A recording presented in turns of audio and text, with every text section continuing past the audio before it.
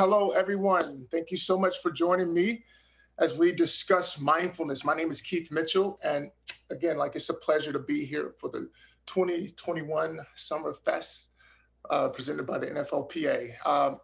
My name is Keith Mitchell again. I played 7 years. I'll give you an introduction of how I got into mindfulness and what is mindfulness. 7 years in the pros. I played 5 years in New Orleans, a year in Houston, and then a year in Jacksonville. And this is where my life began to make its change. So let's talk about yoga and meditation. I found meditation through a severe injury that I sustained my last year playing in Jacksonville, and which led me to breathing, the whole concept of wanting to be better, to be well, to heal. I suffered paralysis and things like that. So I went through a whole month of paralysis. So in my endeavor to be well, I'll just take you through a brief journey of that. So yoga means union. It's bringing the mind, body, spirit together. When you talk about motivation, mindfulness coach, we'll talk about mindfulness. Motivation is what inspires you, and finding that thing that inspires you to wake up every day. And I feel what I've learned and grown to is understanding that love is that allowance that makes us want to live the next day, to get up, and it just makes the adventure of being here on this planet worth it. And when you talk about the holistic concept, it just brings it all together. Fitness is another adjective that we use sometimes, but fitness is really functionality as we live and we want to inspire to be loved and be in these postures of love. It's the functionality and how we can learn how to function a little bit better, especially as we transition through the nature of life and how that works. Community activism. Community activism is one of those things. As much as I participate in the interior aspect of myself, is how much I need to equally experience and participate in the exterior world, because it all is relatable. So we go to the next slide. Um, Again, like I mentioned, my journey through this, and just bear with me. I'm just going to share just a brief overview. I suffered a spinal contusion, and the doctors had diagnosed me as in this sense, and they didn't really know really what was going on with me. So I was in the hands of an idea that I was told. As a kid, you see the image of, you got the shoulder pads, you got the helmets, and you have the trust in that this is the concept and you're going to be protected. But then when they tell you, well, they don't have the answer, then what do you do? Next slide. Um, so interesting enough, a nurse, she talked to me about conscious breathing. Where in conscious breathing, why we focus on the breathing aspect, because this is the basic fundamental of what we're talking about when we talk about mindfulness, which we're going to define that here coming up.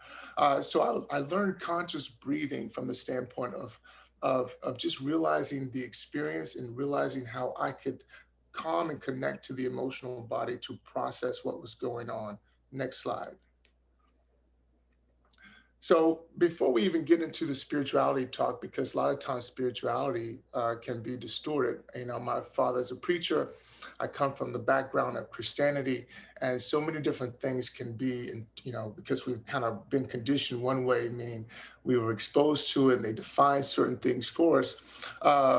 It kind of distorts the idea of spirituality. So I want to really make sure that in this process that we pinpoint our focus and we have a takeaway that we're going to be initiating here. And so in principle of mindfulness meaning to me a codified way of living my life, right? A fundamental, like in the sense of when I think about playing sports. Actually, I have a book coming out and we'll talk about at the end, the mindfulness playbook. So in this concept, it's the base principles that as I start my day or find my way in adversity, I have a know what to do list, if you will, a regimen. And we have several different aspects of this. So the first question is, in any desire that I have or anything I'm approached with, what do I want to do? How do I want to respond? Like, what would be the outcome of looking at it? Like, why do I want to entertain this endeavor? And whatever that may be, right? And then the second question would be, why do I want to do it? So whether it be a response, whether it be an endeavor, get an understanding of why you want to do it. This is in simplicity before we get into the esoteric talk, right? So we're just building the fundamental. And the third is, how do I plan to do what I want to do? So in this sense, I'm 4 or 5 steps ahead in strategizing my steps. And through this process, it's just like everything else. When I was a linebacker, I had keys. As soon as they would come to the line of scrimmage, I would tune into those keys and I would have an understanding of how I could manipulate the play. Well, this is the same way when it comes to dealing and being in participation with life. And so the fourth state is, what do I expect my constructive result to be, right? So again, so it's just a whole, in the initial, it's kind of like it can be nerve-wracking, meaning I have to go through all these different checklists. But in reality, as I do it time in, time out, it begins to be second nature. And that's what makes it authentic. The more we put the formula to the test, the more it can be proven that it's actually efficient and it works for us in our lives. And I really want you to pay attention to that idea, because we have formulas. It's imperative that we challenge the formula to realize, how is it working for me in my life? How is my life progressing and moving forward? Yes. Next slide. So presence is always allowing us to gain the opportunity to have a new experience. And with that being said, you can cue some of the music, ambiance music, but we want you to just really find yourself in a comfortable position. Maybe the spine can be upright. And we're not going straight into the mindfulness practice just yet that I have for you, but I just want to get you engaged to the breath. And I'm going to give you an understanding, a brief overview of what the breath does, right?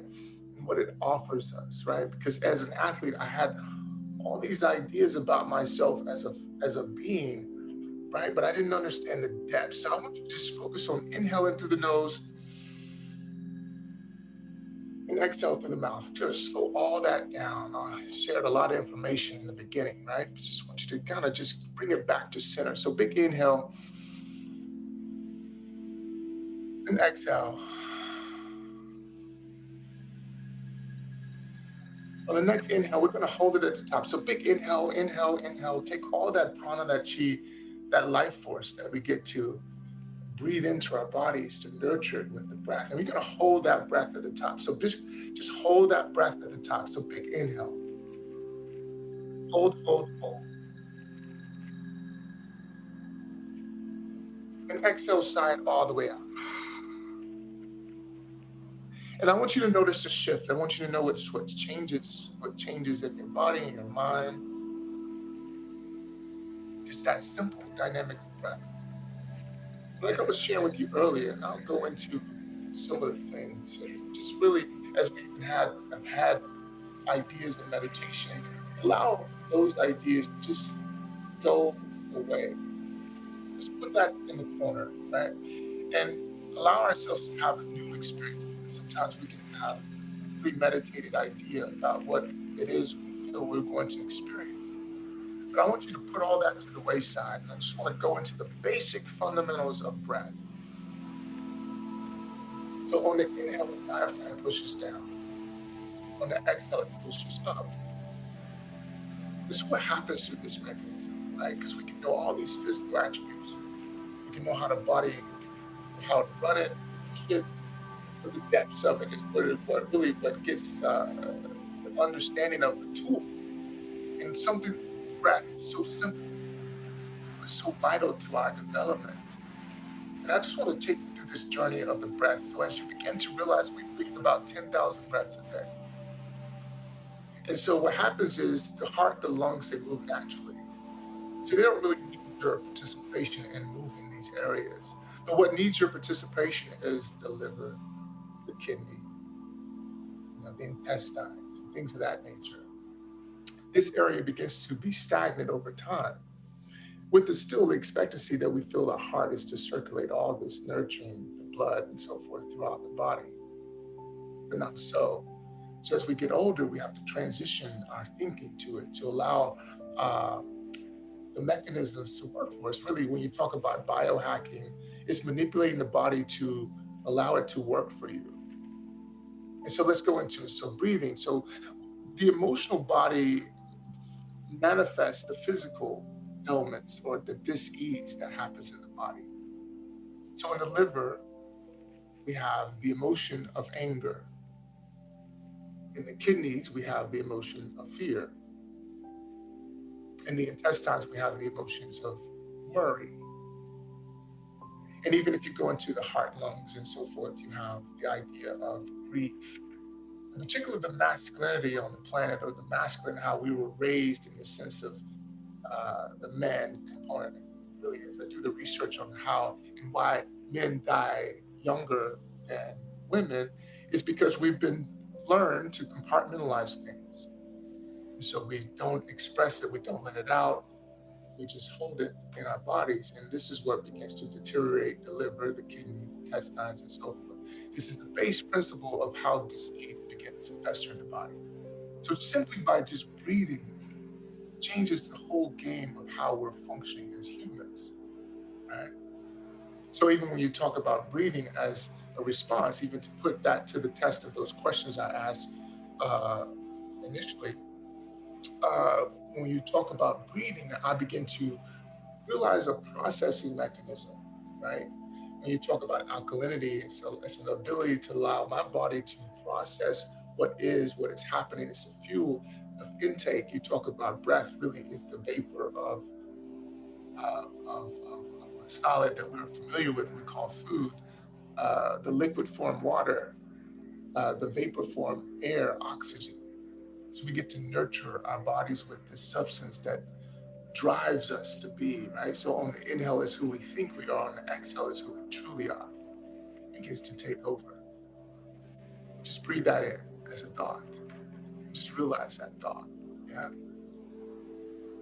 And so that takes us on a whole whirlwind of realizing as I breathe, now I begin to process, not only process, but I begin to also develop myself, right? Develop my response, develop my feeling, to feel into things, to be more intentional with my response. Now I begin to build and develop maturity with my response over time as I'm breathing the processing opportunity down in.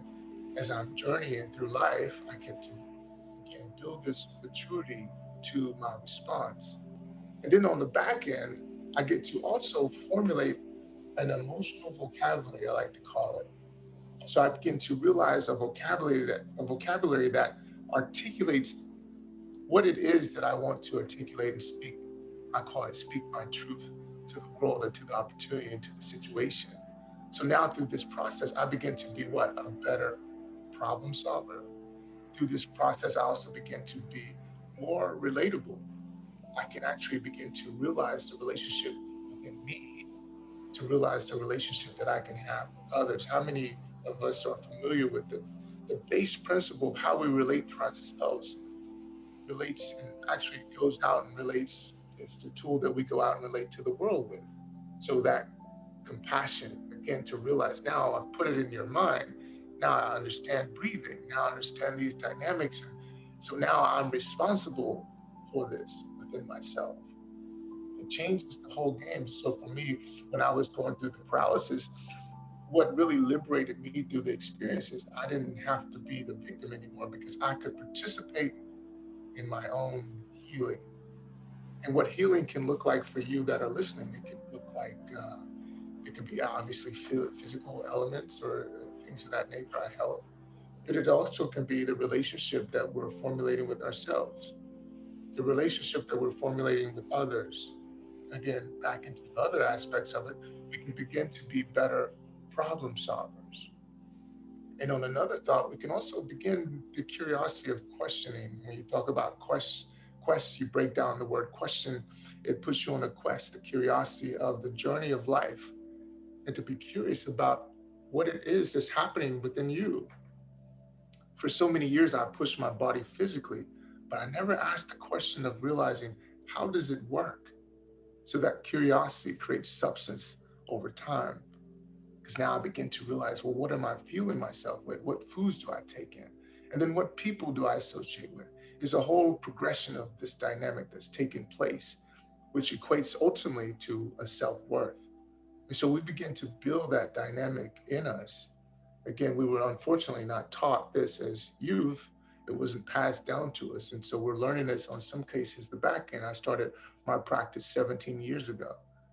And so in this, I begin to realize all these dynamics, whether it be the maturity, whether it be the vocabulary of expressing myself, whether it be realizing my self worth. And it's an amazing place to be in a sense. This is the idea of mindfulness as I see it. Next slide.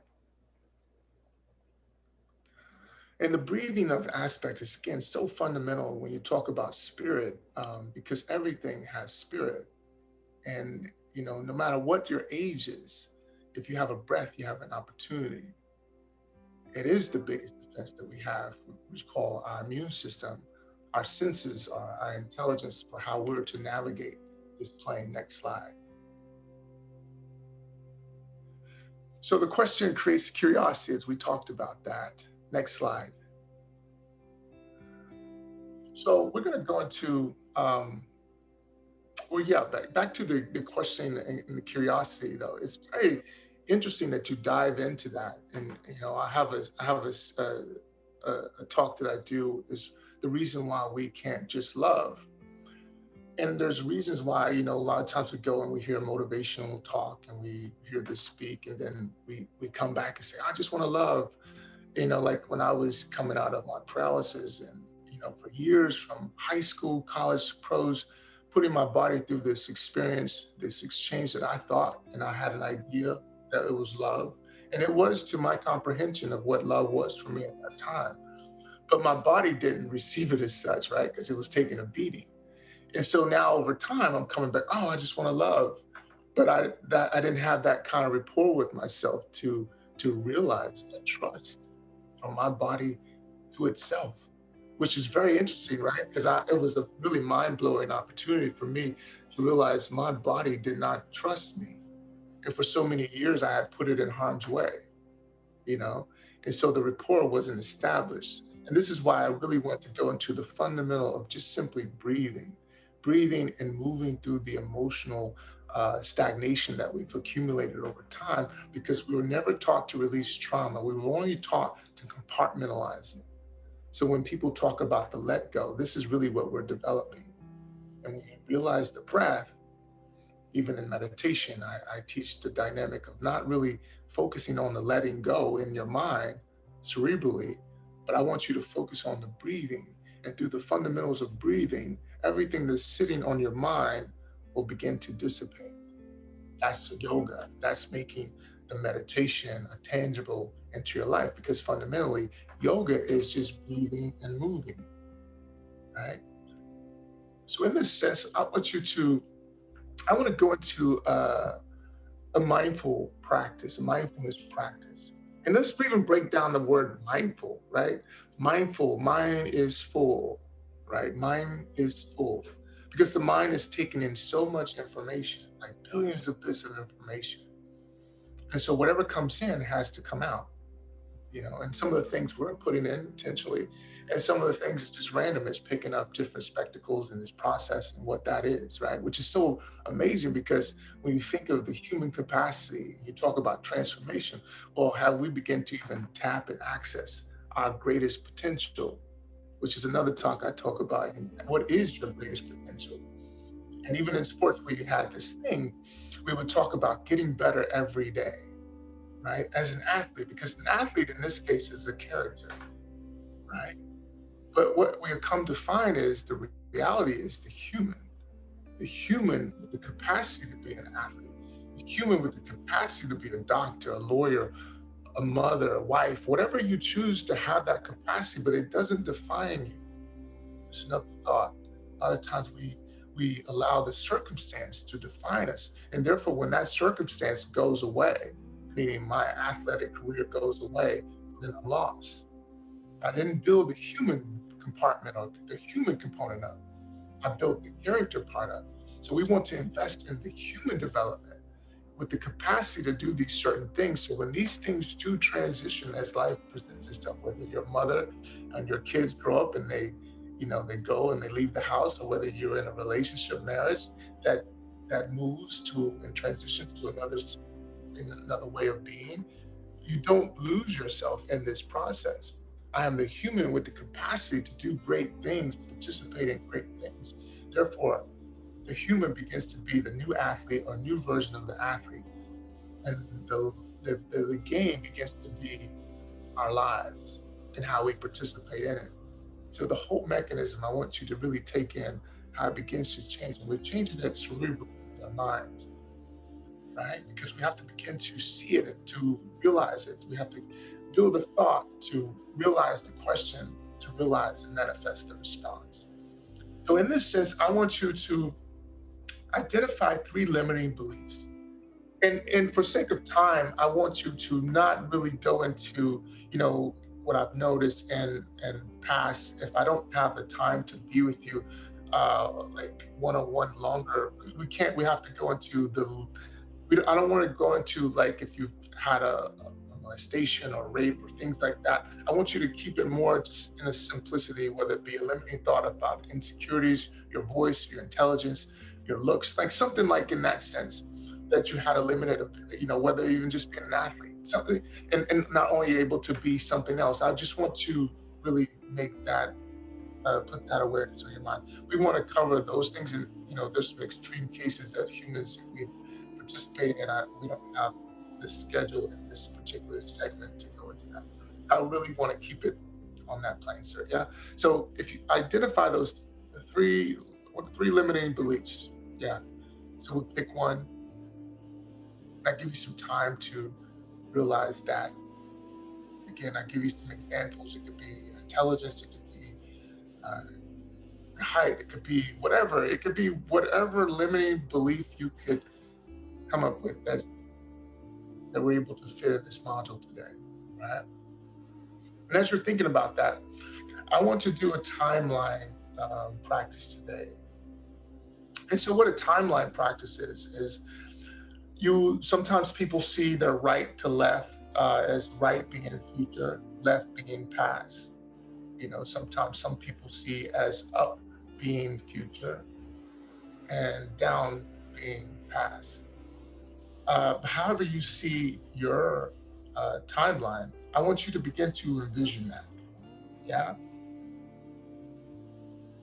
And so when you envision that, I want you to begin to put an X where you see yourself in the spot right here in your timeline. So again, whether it's up, future, down, past, and wherever in between, you're going to put a dot, an X to mark you in this timeline. Yeah. Or right to left, however you choose to create your timeline. And when you're ready, I give you a second to just kind of visualize that. And those who may still be focusing on that limited belief, give you some time on that as well.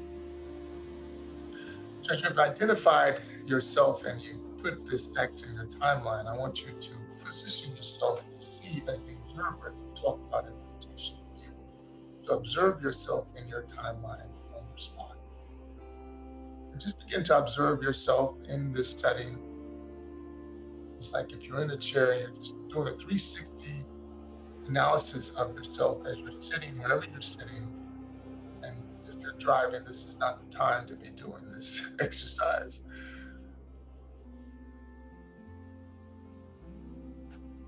As you see yourself in this time, you're ready to, I want you to identify the one limited belief that you want to address this moment.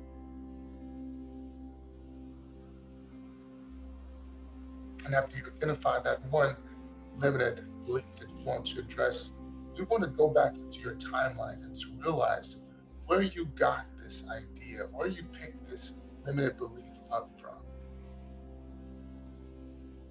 So as you're breathing from the belly on the inhale through the nose, exhale through the mouth. Inhale through the nose and exhale through the mouth. I want you to begin to levitate up above yourself, as high as you choose to go. And the way you can anchor yourself is still keep your eyes on you sitting in this mark, wherever you marked yourself in this spot. And I want you to just levitate in your mind above you, above where you are in this moment. A mind practice. And when you've gone as high as you choose to go, just observe that height, observe that layer of separation even. And when you're ready, I want you to travel back into your life. And I want you to begin to identify that time and place where you picked up this idea, this limited belief. And I want you to really check in to see if you really got to the source of it. So maybe you went back maybe 10 years, 5 years. Maybe there's another place even further back that you may go. Just check in with that as a thought. Breathe. As you travel back into your existence and you realize that point that you're comfortable with, I want you to observe the situation. I want you to observe whatever ignites the sickness, the senses, whether it be the smells, the colors, whatever draws your attention in to realize that experience and when it happened, how it happened, what was said, how it was said, whatever made you hold on to this idea, whatever it was that you were not this, you didn't have that, whatever it was. And when you're ready and you feel confident, I want you to dive into your younger self. And I want you to sit next into the space of your younger self in that time, in that place where this all took place. Again, noticing everything that stimulates you, whether it be the senses, the smells, colors, whatever it is, the sounds. I really want you to take in the space, time that you're experiencing or experienced that moment back then. And all the parties that participated, I want you to, in your heart and to your mind, forgive those. Give those participants what was said. It's not good or bad, it just was, and then we move on. I want you to look around and again let all those attachments to the people and their ideas go. And I want you to allow yourself to sit with you with all the intel that you know now that you didn't know then. I want you to begin to extend that message to yourself. I want you to begin to extend that wisdom that you know now that you didn't know then to your younger self. And with that wisdom that you have now, I want you to begin to encourage yourself with understanding, with compassion, patience. I want you to begin to instill uh, the liberation of confidence, the liberation of that you can do it and you are that. You're more than that. You're exceptional. You're a blessing. You're the inspiration. You're brilliant in your own way. And if it ever feels any your emotions come up, you can always levitate back up to just kind of rebuild yourself, to get yourself equipped to go back into diving into these things because the mind is such a powerful component. It's meant and it has the ability to solve our problems. It's just accessing it. And just like any other muscle, it's like using it and activating it, giving it its opportunity to do what it can do for us in a constructive way. Breathe.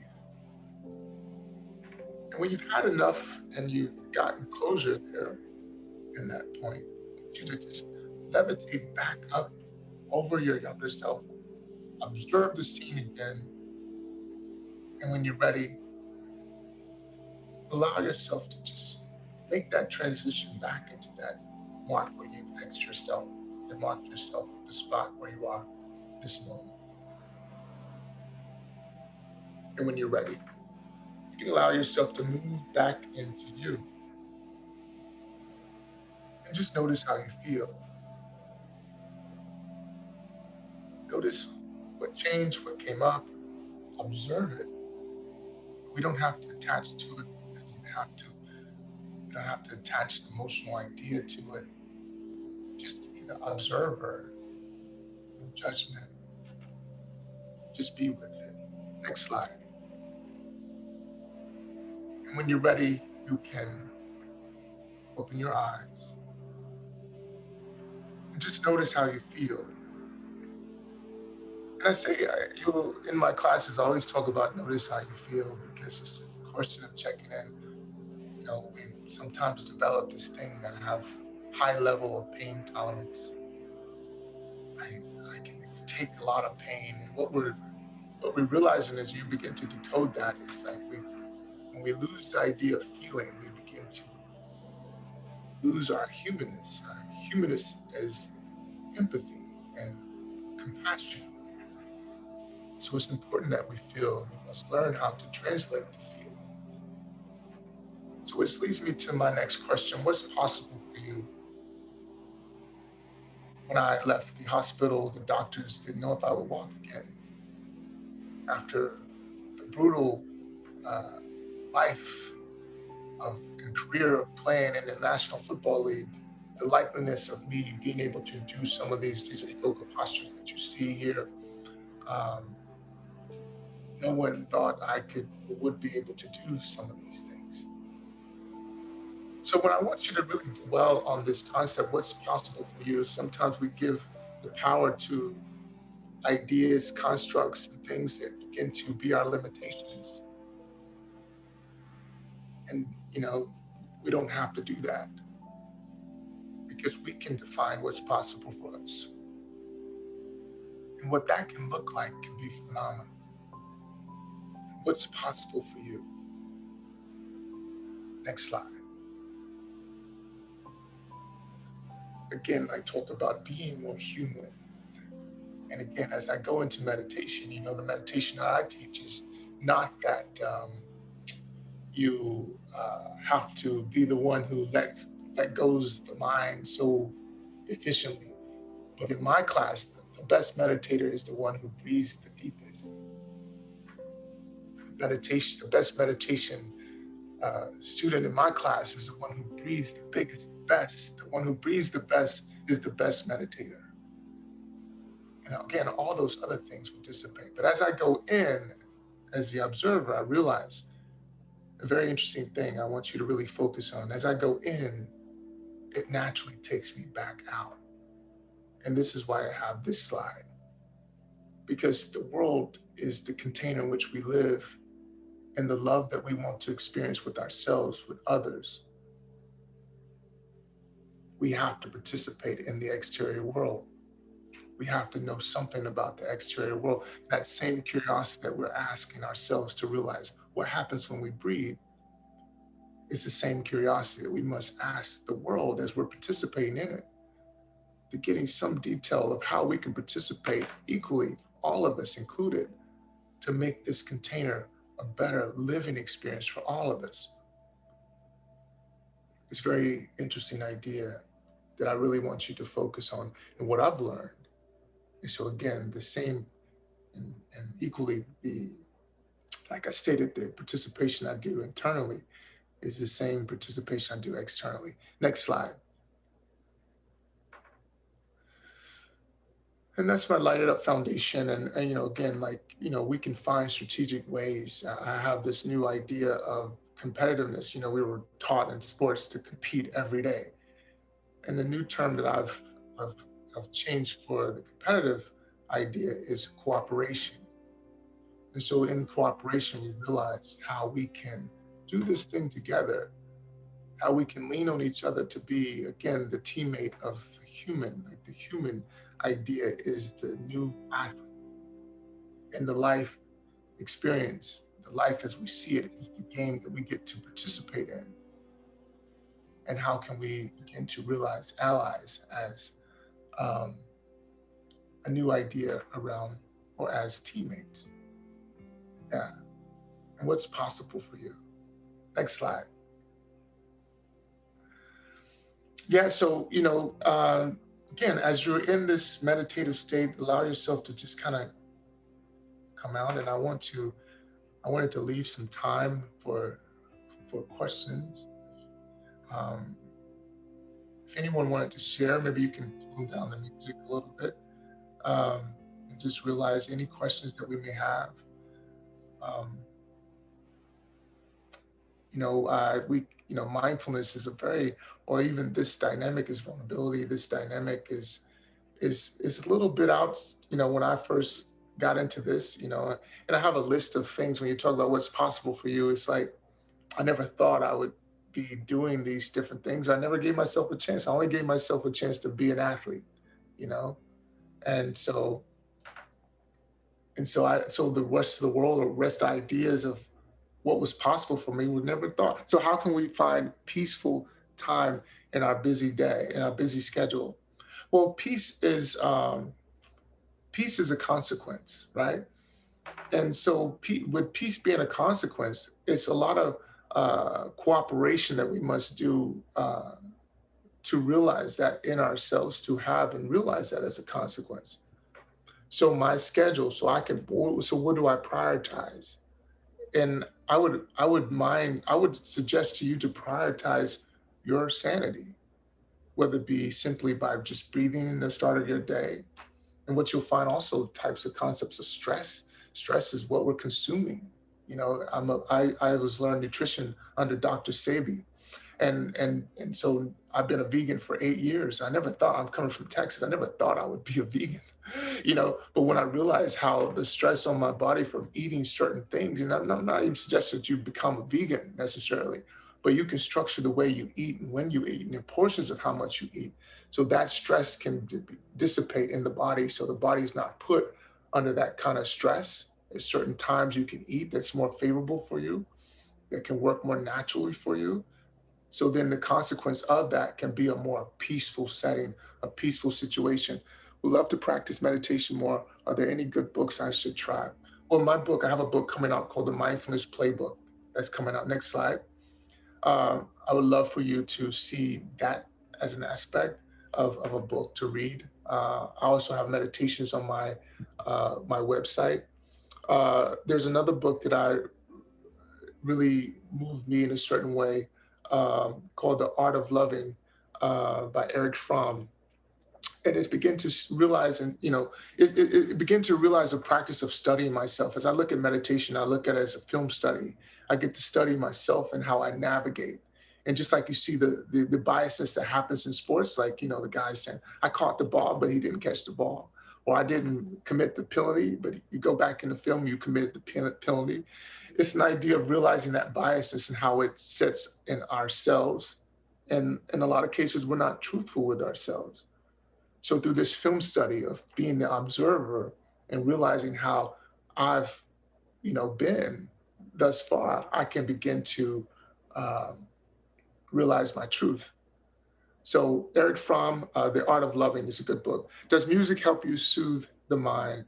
Well, music is a great contributor to just putting you in a you know, a relaxed state. Again, I also use sage. I use incense. A lot of times in my home, I create an altar.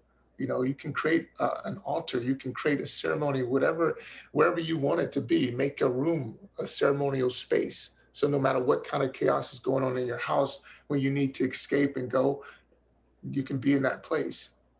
It can be as elaborate as you choose, or it could be as small as you choose. It could just be, your bedroom where you find your sanctuary. But create that in your space. You can do that. It's very simple to do that. Can you talk about balance? Well, balance is, it's like the best way to articulate balance is if you try to stand on one foot, right? And you practice that every day. What you'll find is you'll never get complete balance. But again, we can begin to prioritize. When we realize our worth, we can prioritize our sanity.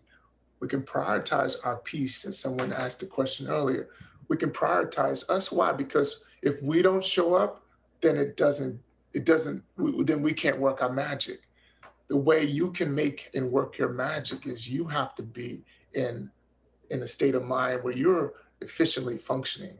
It's so important, So we have to prioritize ourselves to create that balance, because in a lot of cases we're prioritizing the world and things we want to do in it, but we're leaving ourselves out as the X factor. And we need to put ourselves in the beginning, in the front of that. And what you'll find is it'll allow everything else uh, to make more sense. So when is the best time to meditate? Morning, before bed? Meditation can happen for you anytime. We can we just dropped in, breathe, inhale through the nose, exhale. Meditation can be whatever you choose it to be. And meditation is, I have an idea, because again, I come from a Christian home, and so it's like the prayer we're familiar with. Prayer is you speaking to the Creator. Meditation is you listening to the Creator. Very interesting thought. But yeah, you can make your meditation whenever you choose. Morning is always good, because the regimen of how you start your day is really how you set it up. So, okay, Mitch, how can I receive the book? Um, Baby back. Sounds like a teammate of mine. Okay. Well, we have a pre-order there on the website, keithmitchell59.com. Uh, and Yeah, so it's going to be there. It's also going to be an Audible form too. So love for you to check it out, and let me know how you think, and what you think about it. Um, and yeah, baby back. I hadn't heard that in a while. Yeah. So what else? Any other questions here? Meditation is crucial for, to have a strong mind, and it's like realizing the adversity. It's like, you know the rent for being here on the planet. Oppression, or not oppression, but like the travesty. The longer we're here, people are going to leave this planet. People that we love, people that we know, and it's like, so to have a strong mind to realize, okay, I want to make it like initiative every day to live my truth, to live my greatest desire, to have the love that I desire, to have the relationship I desire. When you talk about currency, the greatest currency we have is time, because it's so precious and we don't know how much we have of it. And so we make every moment. If love is a true conviction, then I choose to stay in love. If peace is a true conviction, I choose to stay in peace. I create that and I prioritize that. And I learn different ways of how I can get that. And again, nutrition, the people, the circle of people that I associate with, the types of conversations, the types of music that I listen to, creating that altar, or that place of serenity in my home. You know, starting my day with it, questioning myself. Like, how is my life going? Am I happy with my life right now? And what changes can I make with it right now? Those are things that we can challenge ourselves, challenge our ideas. We get the opportunity to do that. So the meditation, the mind practice can be crucial in our development. And I see it as such. I tell everyone that meditation is when I learn how to breathe. And yoga is learning how to really balance in the four corners of your feet to walk. And when I learned nutrition, I was learning how to eat. So everything was up for question.